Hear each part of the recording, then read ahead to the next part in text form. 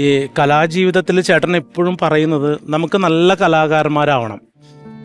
ഏറ്റവും അതായത് നമ്മൾക്ക് ആരും മുൻപിലില്ല. അച്ഛനും അമ്മയും ഇൻബോണായിട്ട് അവരൊക്കെ പാട്ട് പാടും, സിസ്റ്റേഴ്സ് പാടും. പക്ഷേ ഒരു വേദിയിലേക്ക് കൊണ്ടുപോകാനോ അല്ലെങ്കിൽ അത്തരം വഴികൾ കാണിച്ചു തരാനോ ആരുമില്ല.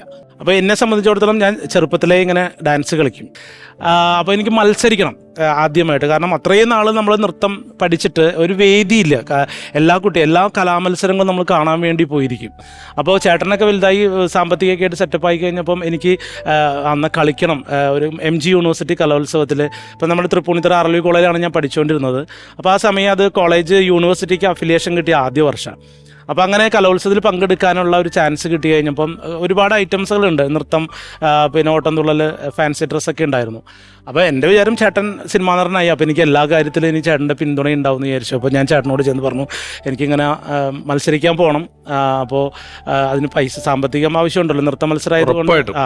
അപ്പോൾ ചേട്ടൻ തരും എന്നുള്ള ഇതിൽ ചേട്ടനോട് വലിയ കാര്യത്തിൽ പോയി ചോദിച്ചു. അപ്പോൾ ചേട്ടൻ പറഞ്ഞു നമുക്കൊന്നും മത്സരം ചേർന്നല്ല, അതുകൊണ്ട് കലാമത്സരങ്ങൾക്ക് പോകണ്ട, കലയെ ജീവിത സബരിയാക്കി കൊണ്ടുപോകണം, അതുകൊണ്ട് മത്സരിക്കാൻ പോകണ്ടെന്ന് പറഞ്ഞു. പാവപ്പെട്ട കോളേജിലെ പിള്ളേർ മത്സരിക്കുമ്പോൾ അതിനൊപ്പം നിന്ന് മത്സരിച്ചാലേ പറ്റുള്ളൂ. അങ്ങനെ ഞാൻ അവിടെ ചെന്നു.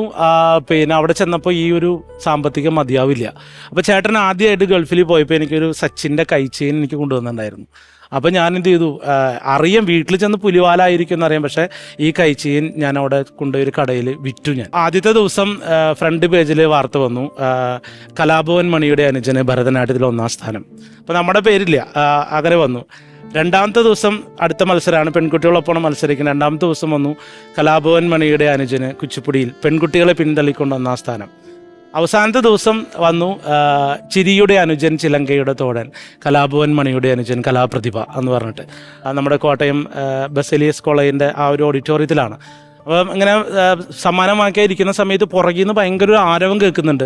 ആരോ വരുന്ന പോലെ, ആൾക്കാർ എണീക്കുന്നു, ചിരിക്കുന്നു, കൈയടിക്കുന്നൊരു ബഹളം.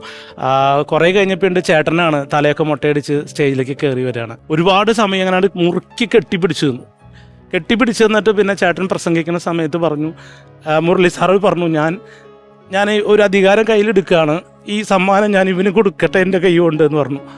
അങ്ങനെ ചേട്ടൻ്റെ കയ്യിൽ നിന്നാണ് ആ സമ്മാനം എനിക്ക് തന്നത്.